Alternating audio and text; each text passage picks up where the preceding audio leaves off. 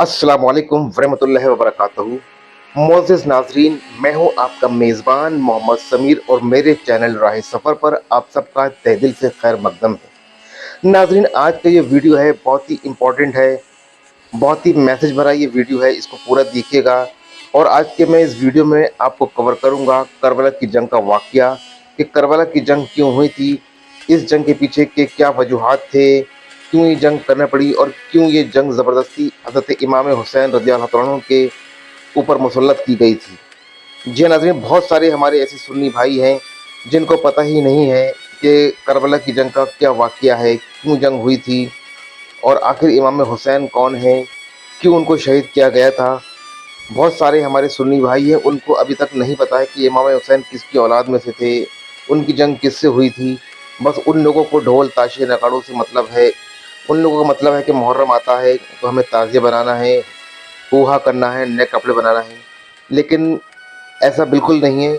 उन लोगों के लिए मैं अपनी सिंपल ज़ुबान में, सिंपल भाषा में वीडियो बना रहा हूँ, ताकि उन लोगों तक मैसेज पहुँच सके, उन लोगों को पता चल सके कि ये जंग आखिर क्यों हुई थी, क्या वजूहात है इसके पीछे। तो शुरू करता हूँ ये वीडियो। लेकिन वीडियो शुरू करने से पहले मेरी आप लोगों से इल्तिज़ामा गुजारिश है, अगर आप मेरे चैनल राह सफ़र पर नए हैं तो प्लीज़ मेरे चैनल को बराए करम सब्सक्राइब करें। नाज़रीन गिराम, हज़रत अमीर माविया रज़ी अल्लाह तआला अन्हु के विसाल के बाद उनका बेटा यज़ीद खिलाफत की गद्दी पर ज़बरदस्ती बैठ जाता है। लेकिन यज़ीद किरदार से बहुत ही बदबख्त, अय्याश और नशाखोर शख्स था। बहुत से लोग यज़ीद को पसंद नहीं करते थे और ना ही उससे इत्तेफाक रखते थे, लेकिन वो ज़बरदस्ती गद्दी पर बैठ जाता है। यज़ीद उस वक्त का बहुत ही ज़ालिम और पत्थरदिल इंसान था, क्योंकि जो लोग उसकी बात नहीं मानते थे वो उनको मौत के घाट उतार देता था और सख्त से सख्त सज़ा दिलवाया करता था। यज़ीद को लगता था कि नवासा रसूल यानी कि हज़रत इमाम हुसैन रज़ी अल्लाह तआला अन्हु कभी भी मुझे तस्लीम नहीं करेंगे खिलाफत के तौर पर। तो इसी वजह से उसने उस वक्त के मदीने के गवर्नर वलीद बिन उतबा को एक ख़त लिखा, और उस ख़त में उसने लिखा कि हुसैन इब्ने अली, अब्दुल्ला इब्ने उमर और अब्दुल्ला इब्ने ज़ुबैर रज़ी अल्लाह तआला अन्हु मेरी बैत को माने और तस्लीम करें। अगर वो ना माने तो उनको धमकाओ और उन पर जुल्म की इंतहा करो, इस हद तक करो कि वो मेरी बैत मानने को तैयार हो जाएं। लेकिन हज़रत इमाम हुसैन रज़ी अल्लाह तआला ने यज़ीद की बैत मानने से इनकार कर दिया और वो मदीने से मक्का हिजरत करके चले जाते हैं, क्योंकि इमाम हुसैन को पता होता है कि यज़ीद एक बहुत ही बुरा इंसान है, वो शराबी है, नशाखोर है, अय्याश परस्त है, और उसने बहुत सारे चीज़ों में चेंजेस करना चाहा था। हदीसों में उन्हें रद्द-बदल किया था, कुरान में रद्द-बदल करना चाहता था वो, बहुत सारी चीज़ें, अज़ान उसने उस वक़्त बदल दी थी। तो ये बातें नवासा रसूल को पसंद नहीं थी, इस वजह से उन्होंने उसकी बैत मानने से इनकार कर दिया और आप चुपचाप मदीने से मक्का हिजरत करके चले आते हैं। जब आप इमाम हुसैन रज़ी अल्लाह तआला अन्हु मदीने से मक्का चले आते हैं, तो वहाँ पर आपको बहुत सारे कूफियों ने ख़त लिखा। कूफा उस वक़्त एक बहुत ही बड़ा शहर हुआ करता था, जो आज के मौजूदा दौर में मुल्क इराक में मौजूद है। बहुत सारे कूफा के लोगों ने आपको ख़त लिखा कि यहाँ पर यज़ीद की ज़ुल्म की इंतहा हो गई है, हम लोग उसको अपना खलीफा नहीं मानते हैं, ना ही उससे बैत करना चाहते हैं। हम लोग आपको पसंद करते हैं और आपसे ही बैत होना चाहते हैं। बेहतर होगा कि आप मक्का से कूफा हिजरत करके चले आएँ और हम लोग आपसे बैत करें, क्योंकि उस वक़्त यज़ीद ने अपनी जो दारुल हुकूमत थी कूफा को बनाया रखा था। तो नाज़रीन किराम, उसके बाद आप इमाम हुसैन रज़ी अल्लाह तआला अन्हु ने हालात का जायज़ा लेने के लिए अपने भाई मुस्लिम बिन अकील को कूफा भेजना चाहा। आप अपने भाई मुस्लिम बिन अकील को अपने पास बुलाते हैं और कहते हैं कि ए भाई, फ़ौरन ही कूफा जाओ और वहाँ जाकर जायज़ा लो और मुझे बताओ कि वहाँ का क्या माहौल है, वहाँ के लोगों की क्या राय है और वहाँ के लोग क्या चाहते हैं और कूफे का माहौल क्या है। तब आपके भाई मुस्लिम बिन अकील फ़ौरन ही कूफा जाने का इरादा कर लेते हैं और कूफा पहुँचते हैं। जैसे ही आपके भाई मुस्लिम बिन अकील कूफा पहुँचते हैं, तो कूफियों ने यानी कि कूफा के लोगों ने आपका बहुत अच्छे तरीके से खैर मकदम किया, अच्छे तरीके से इस्तकबाल किया। आप मुस्लिम बिन अकील उन लोगों से बहुत मुतासिर हुए, और यूँ ही नहीं, कहा जाता है कि कूफा पहुँचने के बाद बहुत सारे कूफियों ने आपके दस्ते हक़ पर बैत की। कुछ लोगों का मानना है कि 18,000 कूफियों ने एक साथ मुस्लिम बिन अकील के दस्ते हक़ पर बैत ली थी। तब मुस्लिमीन अकील ने खुश होकर अपने भाई इमाम हुसैन अली मकाम को ख़त लिखा। उस ख़त में आप लिखते हैं कि ए भाई, आप भी फ़ौरन ही कोफा तशरीफ़ ले आएँ, यहाँ का माहौल बहुत अच्छा है, यहाँ पर आपको बहुत सुकून मिलेगा। मुझसे 18,000 लोगों ने यहाँ पर बैत ली है। और वो फ़ौरन ही ख़त को रवाना कर देते हैं। उसके बाद जैसे ही यजीद को इस बात की इत्तला मिलती है तो यजीद आग बबूला हो जाता है। वो फ़ौरन ही कूफियों पर जुल्म ढाना शुरू कर देता है और उनको धमकाना शुरू कर देता है। कूफियों के दिल में यजीद का खौफ बढ़ जाता है और वो अपनी बात से मुकर जाते हैं और जो बैत उन्होंने ली हुई थी हज़रत मुस्लिम बिन अकील से, उस बैत से वापस आ जाते हैं।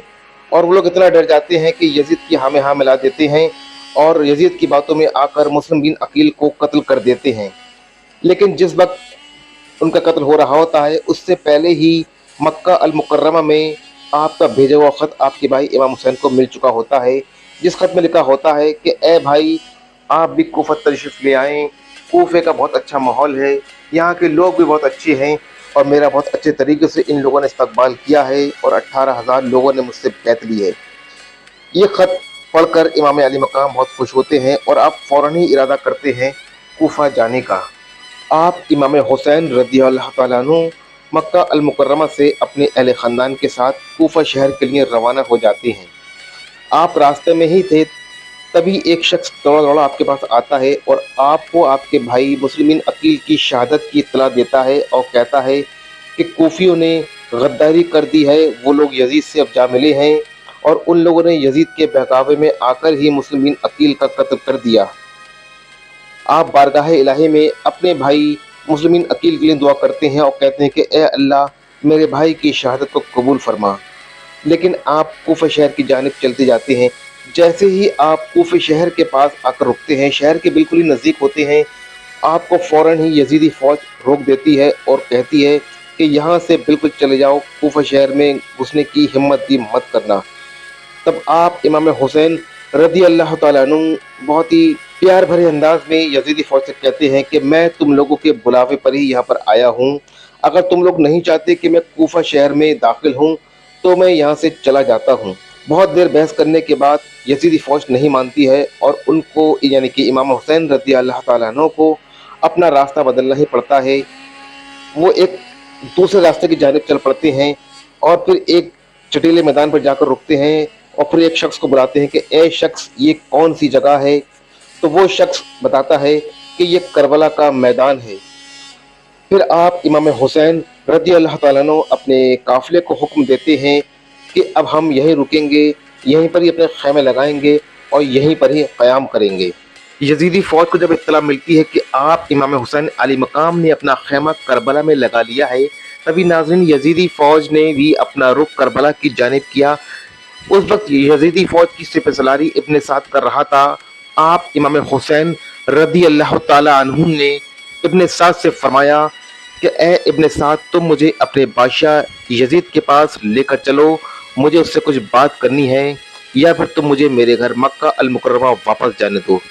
इब्न साद ने दोनों बातों को मानने से साफ इनकार कर दिया और वो आपको बार बार यजीद से बैत करने को कह रहा था। वो आपसे मनवा रहा था कि यजीद से बैत कर लो, तुम्हें छोड़ दिया जाएगा। लेकिन आपने यजीद से बैत करने के लिए साफ इनकार कर दिया। दिन गुजरते गए और 3 मुहर्रम का दिन आ गया। तभी जालिम यजीद ने हज़रत इमाम हुसैन के सामने 22,000 फ़ौज का लश्कर भेज दिया था, जबकि इमाम हुसैन के काफ़िले में कुल 82 लोग थे, जिसमें छोटे बच्चे और औरतें भी शामिल थीं। आप इस बात से अंदाज़ा लगा सकते हैं कि यजीदियों में इमाम हुसैन की बहादुरी और उनकी तलवार का कितना खौफ था कि उन्होंने 82 लोगों के सामने 22,000 लोगों का लश्कर भेज दिया, जो कि इमाम हुसैन के काफ़िले से कहीं ज़्यादा था।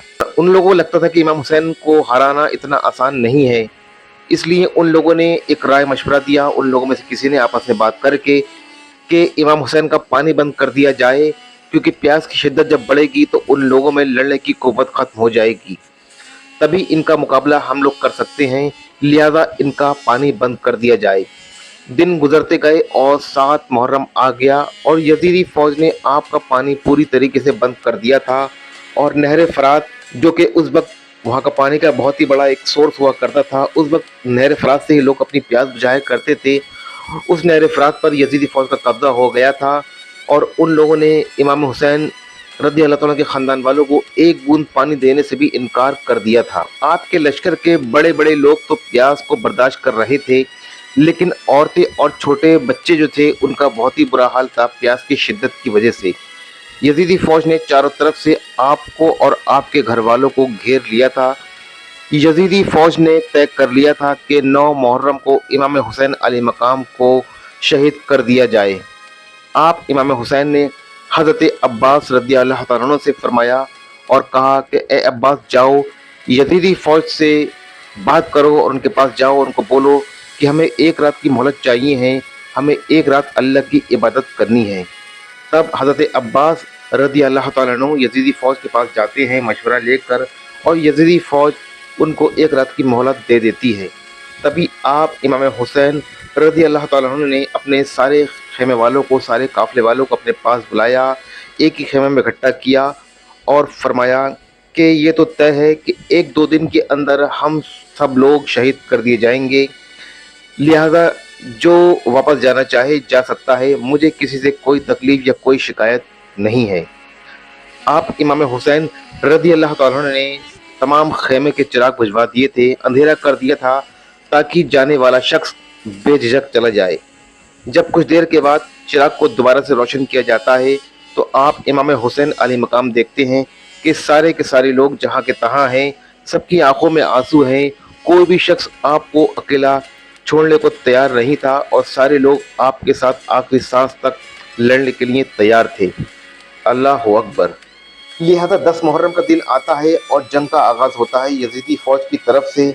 नाज़रीन, अगर बात करी जाए फ़ौजियों की तादाद की, तो जो यजीदियों की तादाद थी वो थी 22,000 और आप इमाम हुसैन अली मकाम की तरफ से जो लड़ने वाले लोग थे वो थे सिर्फ 72। यानी कि 72 जानिसारों ने हिस्सा लिया था करबला की इस जंग के अंदर, जो कि दुनिया के लिए एक मिसाल बनी थी। नाज़रीन, जब जंग का आगाज़ होता है तो एक के बाद एक शहादतें शुरू हो जाती हैं इमाम हुसैन अली मकाम की तरफ से। शहादतों के जाम में नोश फरमाने में सबसे पहले जो नाम आता है वो आता है आपके सगे भतीजे हज़रत कासिम रज़ी अल्लाह तआला अन्हु का, जिनका उस वक्त निकाह होने वाला होता है, लेकिन जंग की वजह से वो आपके साथ आपकी जंग में शामिल हो जाते हैं और आपके साथ आते हैं। आप हज़रत कासिम की उस वक्त उम्र मुश्किल से 20 या 22 साल की होती है और आप हज़रत हुसैन के सगे भतीजे हैं, यानी कि हज़रत हसन रज़ी अल्लाह तआला अन्हु के आप साहिबजादे हैं। सबसे पहले शहादत का जाम नोश फरमाने में आपका नाम आता है। नाज़रीन, उस वक्त आप इमाम हुसैन अलैहिस्सलाम के खेमों के अंदर से प्यास की आवाज़ें आ रही होती हैं। लोगों का प्यास की वजह से बहुत ही बुरा हाल होता है, बच्चे प्यासे तड़प रहे होते हैं, औरतों का प्यास की वजह से बहुत ही बुरा हाल होता है। तो उस वक्त आपके भाई अब्बास अलमदार को लगता है कि मुझे अपने ख़ानदान वालों के लिए पानी का बंदोबस्त करना चाहिए और मैं उन लोगों के लिए पानी लेकर आता हूँ। तभी अब्बास अलमदार एक मशक उठाते हैं, यानी कि मिशकीज़ा उठाते हैं और अपने कमर से बांध लेते हैं और नहर फरात की तरफ चल पड़ते हैं। नाज़रीन, आप नहर फरात के पास चले जाते हैं और अपनी मशक के अंदर, मशकीज़ा के अंदर पानी भर लेते हैं। तभी एक दुश्मन का तीर आपकी गर्दन पर आकर लगता है और आप वहाँ पर ज़ख्मी हो जाते हैं। फिर उसके बाद दुश्मन आपके ऊपर टूट पड़ते हैं और आप भी बड़ी बहादुरी से, बड़ी निडरता से उनका मुकाबला करते हैं। इसी दौरान आपका एक बाजू शहीद हो जाता है, आप दूसरे बाजू से लड़ते हैं, आपका दूसरा बाजू भी शहीद कर दिया जाता है और वहीं पर ही नहर फरात के पास ही आपको शहादत का जाम नोश फरमाने को मिलता है। नाज़रीन, जंग का आगाज़ शुरू हो चुका होता है, जंग चल रही होती है। तभी आप इमाम हुसैन अली मकाम के साहबजादे अली अकबर, जिनकी उम्र उस वक्त मुश्किल से 15 या 16 साल की थी, वह तलवार लेकर आते हैं और बड़ी बहादुरी से दुश्मन फौज पर टूट पड़ते हैं। इसी जंग के दौरान ही उनको भी शहादत का जाम नोश फरमाने को मिलता है। एक दुश्मन का तीर उनके सीने पर आकर लगता है और आप अपने बाबा यानी कि हज़रत इमाम हुसैन अली मकाम की गोद में आकर बैठ जाते हैं और आप इमाम हुसैन अली मकाम वो तीर आप अपने बेटे अली अकबर के सीने से निकालते हैं तो आपका कलेजा बाहर आ जाता है और आप उसी वक्त शहीद हो जाते हैं, यानी कि आप उसी वक्त आपकी रूह कब्ज़ कर ली जाती है। ये दूसरी सबसे बड़ी शहादत होती है आपके खेमे की। नाज़रीन, ये सब चल रहा होता है कि आपकी हकीकी बहन हज़रत ज़ैनब रज़ी अल्लाह तआला अन्हा आपके पास में आती हैं, फरमाती हैं कि ए भाई, आपके 6 महीने के बेटे मासूम अली असगर को प्यास लगी है, काफ़ी दिनों से उन्होंने पानी नहीं पिया है, प्यास की शिद्दत की वजह से उनके होंठ सूख गए हैं, आप यजीदी फ़ौज के पास जाकर बात करें और मासूम अली असगर के लिए पानी का बंदोबस्त करें, क्योंकि अगर उन्हें पानी न मिला तो बहुत बड़ी मुश्किल हो जाएगी। आप इमाम हुसैन रज़ियल्लाहु तआला अन्हु फरमाते हैं कि ए बहन, फ़िक्र न करो, मैं पानी का बंदोबस्त करता हूँ अपने बेटे के लिए। तब आप इमाम हुसैन अली मकाम अपने 6 महीने के मासूम अली असगर को अपने कलेजे से लपेटते हैं और यजीदी फ़ौज के पास लेकर जाते हैं और फरमाते हैं कि ए लोगो, तुम्हारी दुश्मनी मुझसे है, इस बच्चे से नहीं। भला इस मासूम ने तुम्हारा क्या बिगाड़ा है? बेहतर होगा कि थोड़ा सा पानी इस बच्चे को पीने को मिल जाए ताकि इसकी प्यास बुझ सके।